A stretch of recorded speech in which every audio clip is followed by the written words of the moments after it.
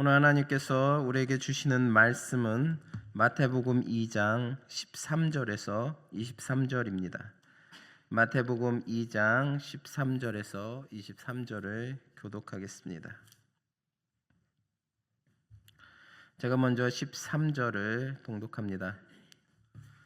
그들이 떠난 후에 주의 사자가 요셉에게 현몽하여 이르되 헤롯이 아기를 찾아 죽이려 하니 일어나 아기와 그의 어머니를 데리고 애굽으로 피하여 내가 내게 이르기까지 거기 있으라 하시니 요셉이 일어나서 밤에 아기와 그의 어머니를 데리고 애굽으로 떠나가 헤롯이 죽기까지 거기 있었으니 이는 주께서 선지자를 통하여 말씀하신 바 애굽으로부터 내 아들을 불렀다함을 이루려 하심이라. 이에 헤롯이 박사들에게 속은 줄 알고 심히 노하여 사람을 보내어 베들레헴과 그 모든 지경 안에 있는 사내 아이를 박사들에게 자세히 알아본 그때를 기준하여 2살부터 그 아래로 다 죽이니 이에 선지자 예레미야를 통하여 말씀하신 바 라마에서 슬퍼하며 크게 통곡하는 소리가 들리니 라헬이 그 자식을 위하여 애곡하는 것이라. 그가 자식을 없음으로 위로받기를 거절하였도다 함이 이루어졌느니라. 헤롯이 죽은 후에 주의 사자가 애굽에서 요셉에게 현몽하여 이르되 일어나 아기와 그의 어머니를 데리고 이스라엘 땅으로 가라. 아기의 목숨을 찾던 자들이 죽었느니라 하시니 요셉이 일어나 아기와 그의 어머니를 데리고 이스라엘 땅으로 들어가니라. 그러나 아켈라오가 그의 아버지 헤롯을 이어 유대의 임금됨을 듣고 거기로 가기를 무서워하더니 꿈에 지시하심을 받아 갈릴리 지방으로 떠나가 함께 읽겠습니다. 나사렛이란 동네에 가서 사니 이는 선지자로 하신 말씀에 나사렛 사람이라 칭하리라 하심을 이루려 함이로라. 아멘. 할렐루야. 아멘. 오늘은 위기 속에 흐르는 하나님의 손길이라는 제목을 가지고 여러분과 함께 나누기를 원합니다. 우리는 종종 이런 말을 합니다. 하나님의 뜻대로 살면 모든 일이 잘 풀릴 것이다. 그러나 성경은 우리에게 다른 이야기를 들려줍니다.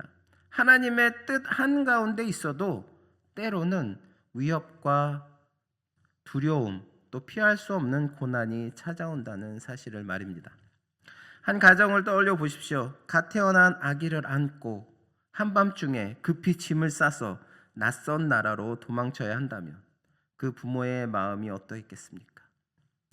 내일이 어떻게 될지도 모르고 말도 통하지 않는 땅으로 그저 지금 떠나지 않으면 아이가 죽는다는 그런 이유 하나로 길을 나서야 하는 그런 상황입니다. 이것이 바로 오늘 본문에 나오는 요셉과 마리아 그리고 아기 예수의 모습입니다. 오늘 본문을 보면 하나님의 아들이 이 땅에 오신 후 처음 맞이한 현실은 축가와 환영이 아니라 바로 살해 위협이었습니다. 헤롯은 자신의 왕위를 지키기 위해서라면 무고한 생명들을 희생시키는 것도 서슴지 않았습니다. 그 결과 베들레헴과 그 인근 지역에는 말로 다 할 수 없는 울음과 통곡이 가득 차게 되었습니다. 그러나 이 비극적인 상황 속에서도 하나님은 일하고 계셨습니다. 하나님은 요셉에게 꿈으로 말씀하셔서 가족을 애굽으로 피하게 하셨고 인간의 악한 계획 위에서 당신의 구원 계획을 한 치의 오차도 없이 이루어 가셨습니다. 헤롯은 자신이 모든 것을 통제하고 있다고 생각했지만 사실 역사의 주인은 하나님이셨습니다. 성도 여러분, 이 장면은 우리의 삶과도 매우 닮아 있습니다. 우리는 때때로 이유를 알 수 없는 위기 앞에 서게 됩니다. 왜 하필 지금일까? 왜 내가 이런 길을 가야만 하는가? 라는 질문이 우리 마음에 떠오르게 됩니다. 그러나 오늘 본문은 우리에게 분명히 말해주고 있습니다. 하나님의 자녀가 겪는 피난과 고난조차도 결코 우연이 아니며 그 모든 길 위에 하나님의 섭리와 또 보호하심이 함께하고 있다는 사실입니다. 오늘 우리는 아기 예수의 애굽 피난과 또 나사렛 귀양 이야기를 통해 고난 속에서도 하나님을 신뢰하는 믿음이 무엇인지, 그리고 세상의 악이 아무리 강해 보여도 하나님의 구원 역사는 멈추지 않는다는 진리를 함께 묵상하고자 합니다. 오늘 본문 14절을 보면 성경은 이렇게 기록하고 있습니다. 요셉이 일어나서 밤에 아기와 그의 어머니를 데리고 애굽으로 떠나가니라. 이 짧은 한 구절 속에서는 요셉의 믿음이 얼마나 분명하고 단호했는지가 잘 드러나 있습니다. 요셉은 천사의 지시를 듣자마자 아무런 지체 없이 즉각적으로 순종했습니다. 다음 날을 기다리지도 않고 상황을 더 살펴보지도 않았습니다. 밤에 떠났다는 표현은 그의 순종이 얼마나 신속하고 결단력 있었는지를 분명하게 보여줍니다. 요셉이 천사의 말을 들었을 때는 한밤중에 꿈에 천사를 통해서 아기가 위험하니 바로 지금 떠나라 라는 말이었습니다. 그 말을 듣는 순간 요셉은 바로 순종하였던 것입니다. 바로 그 자리에서 일어나자마자 바로 애굽으로 떠났습니다. 우리는 여기서 요셉의 한 가지 중요한 신앙적 특징을 발견하게 됩니다. 그것은 바로 즉각적인 순종입니다. 마태는 이미 요셉을 가리켜 의로운 사람이라고 증거한 바가 있습니다. 요셉의 이 의로움은 말에 있지 않았고 결단과 행동으로 드러났습니다. 하나님의 뜻을 깨달았을 때 그는 계산하지 않았습니다. 또 미루지 않았습니다. 또 핑계대지 않았습니다. 우리가 순종이 필요할 때 이 요셉은 곧바로 순종했던 것입니다. 성경을 보면 하나님의 위대한 사람들은 하나같이 즉각적으로 순종했던 사람들입니다. 그 대표적인 인물이 바로 아브라함입니다. 하나님께서 아브라함에게 내 아들 내 살아가는 독자 이삭을 번제로 바치라라고 말씀하셨을 때 그 명령은 인간적으로 도저히 받아들이기 힘든 말씀이었습니다. 왜요? 이삭은 100세에 얻은 아들이었습니다. 그리고 하나님의 약속의 성취였기 때문입니다. 더구나 번제는 제물을 완전히 태워드리는 제사로 부모가 자식에게 행할 수 있는 가장 잔혹한 행위처럼 보였습니다. 그러나 성경은 이렇게 증거합니다. 아브라함이 아침에 일찍이 일어나 그는 고민의 시간을 길게 끌지 않았습니다. 하나님의 말씀 앞에서 즉각 순종했던 것입니다. 그 결과 하나님은 그의 믿음을 인정하셨습니다. 성도 여러분, 순종은 미루는 순간 힘을 잃습니다. 하나님의 말씀에 대한 순종은 나중에 할 수 있는 일이 아닌 것입니다. 지연된 순종은 종종 불순종으로 변질됩니다. 이와 관련하여 이런 이야기가 있습니다. 어느 날 마귀들이 누가 가장 많은 성도를 넘어뜨렸는지를 모아서 서로 이야기하면서 서로 대회를 열게 됩니다. 그 마귀들 중에서는 질병 마귀도 있었고 또 음란 마귀도 있었습니다. 하지만 가장 큰 성과를 낸 마귀는 이름도 특이한 차차 마귀였다고 합니다.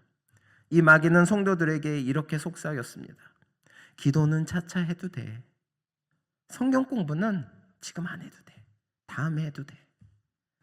결단? 지금 형편이 어려운데 무슨 결단이야.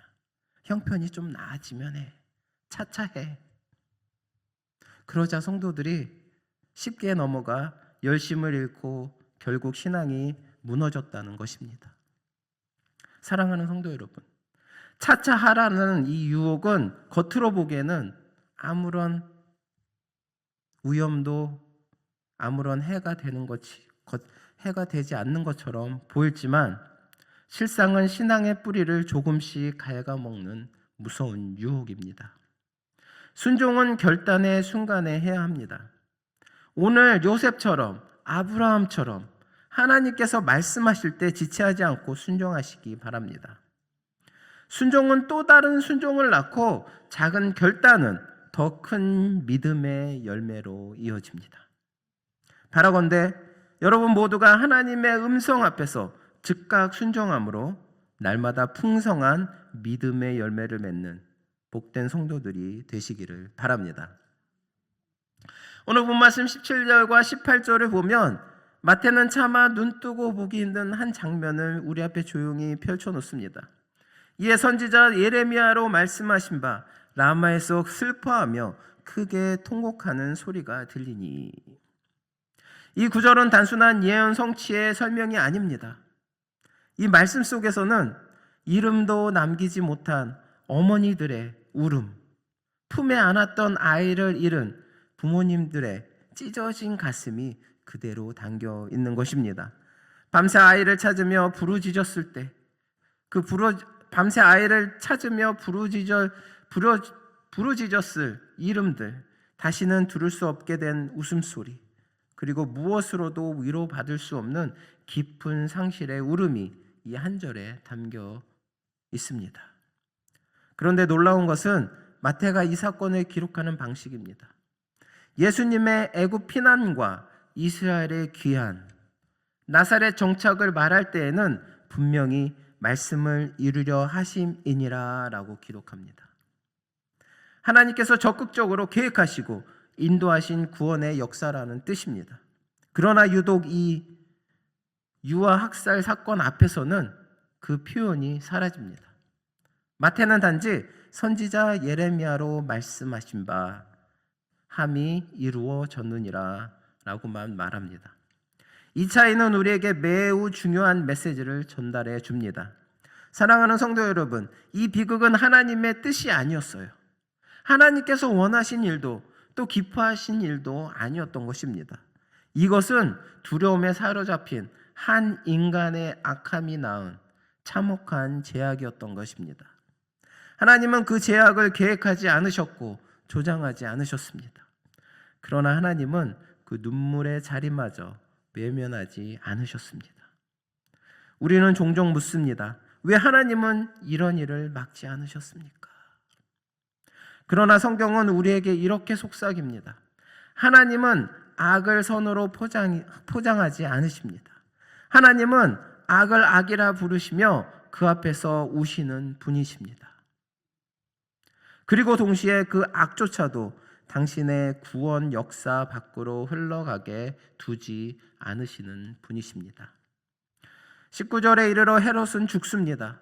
그렇게 무섭게 날뛰던 권력도, 아이들의 생명을 앗아갔던 폭력도 결국은 역사의 뒤안길로 사라집니다. 그러나 하나님은 여전히 살아계셨고 여전히 요셉의 꿈 가운데 말씀하시며 구원의 역사를 한 걸음도 흔들림 없이 이어가십니다. 고난은 길어 보이지만 하나님의 때 안에서는 언제나 잠깐입니다. 반면 하나님의 보호하심은 결코 끝나지 않습니다. 그리고 마침내 예수님은 나사렛으로 가십니다.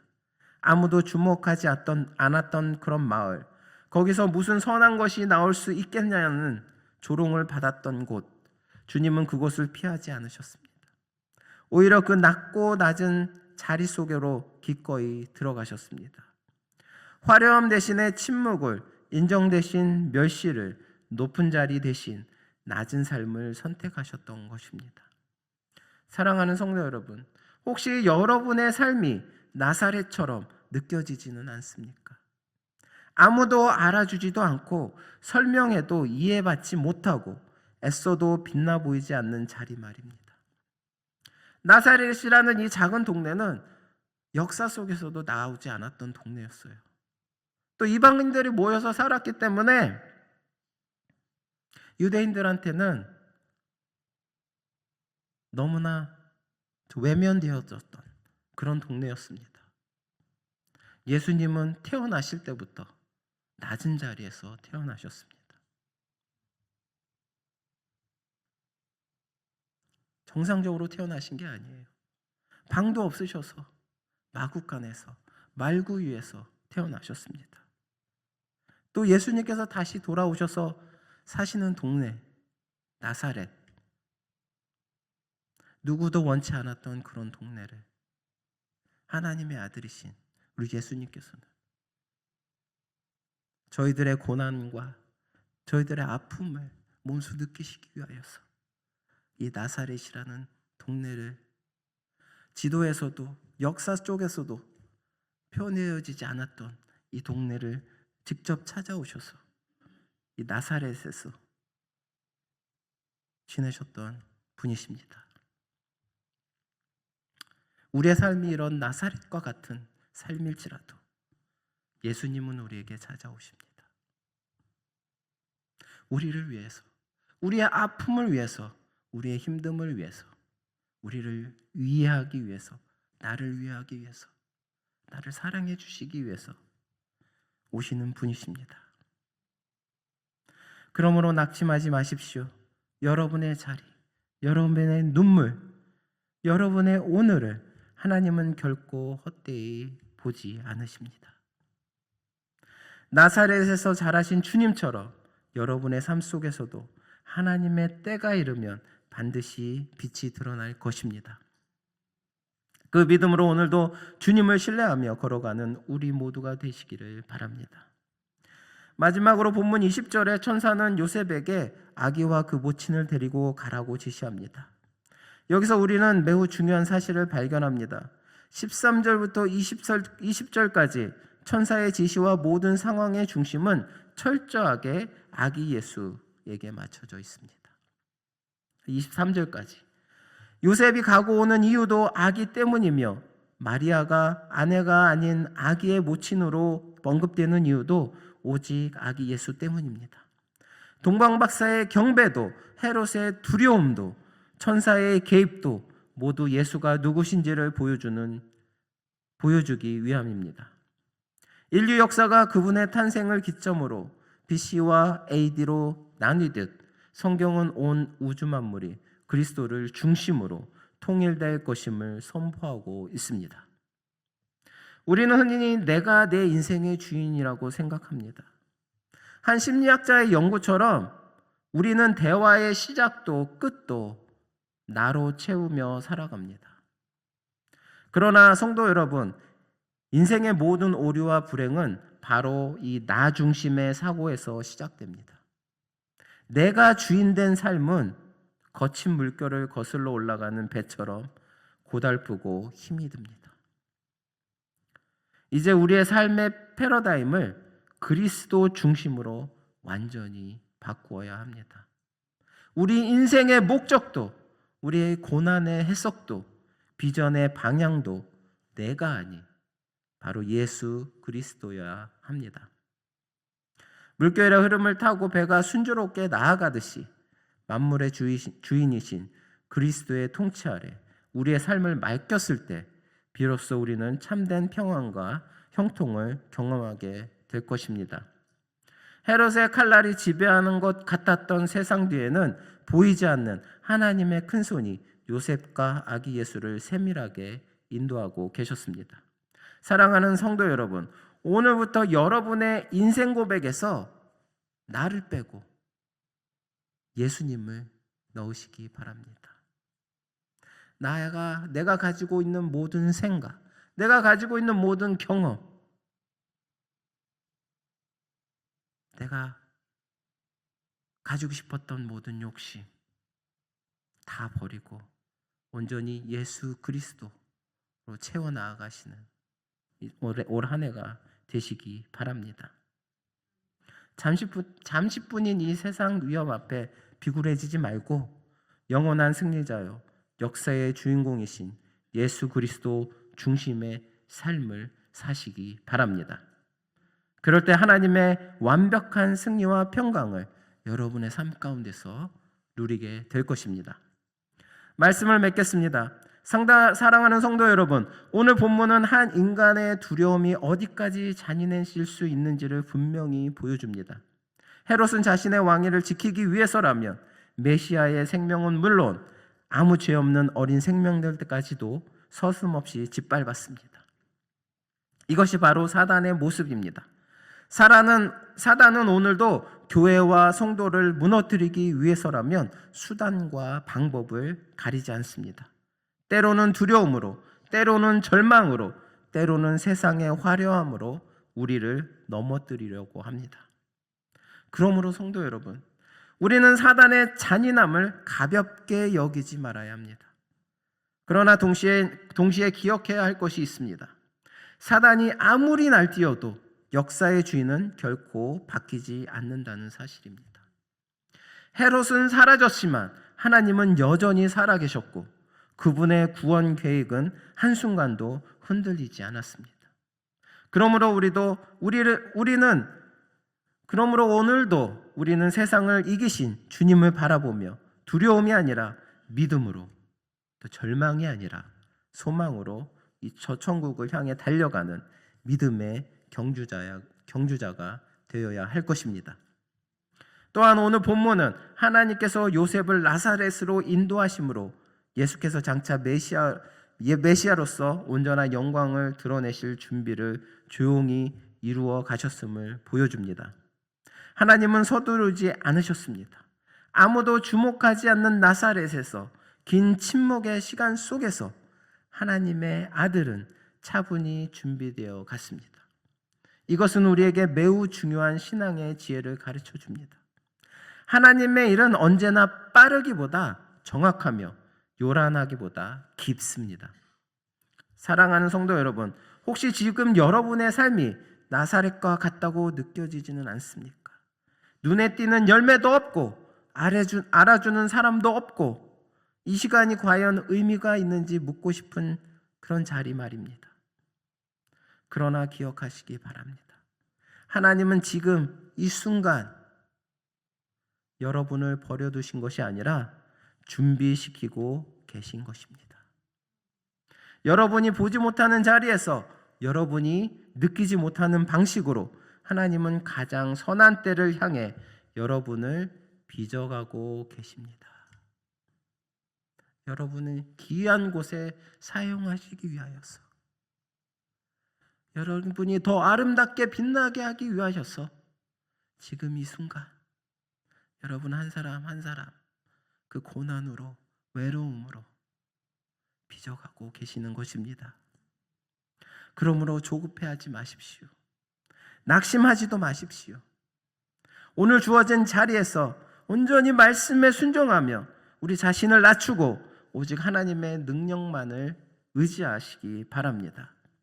그럴 때 우리의 삶은 어느 순간 나사렛이 아니라 하나님의 영광이 드러나는 그런 자리로 바뀌게 될 것입니다. 결국 드러나는 것은 우리의 이름이 아니라 하나님의 이름이며 우리의 능력이 아니라 하나님의 영광입니다.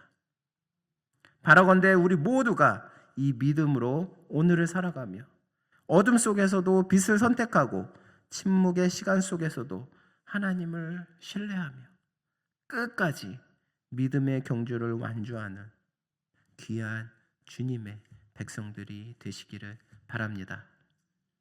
기도하시겠습니다. 사랑과 은혜가 풍성하신 하나님 아버지, 오늘 말씀을 통하여 세상의 악과 사단의 잔인함 앞에서도 흔들리지 않는 하나님의 주권을 다시 바라보게 하시니 감사합니다. 헤롯은 사라졌지만 하나님은 살아계셨고 오늘도 여전히 우리를 인도하고 계심을 믿음으로 고백합니다. 때로는 우리의 삶이 나사렛처럼 보잘것없고 아무도 알아주지 않는 자리처럼 느껴질 때가 있습니다.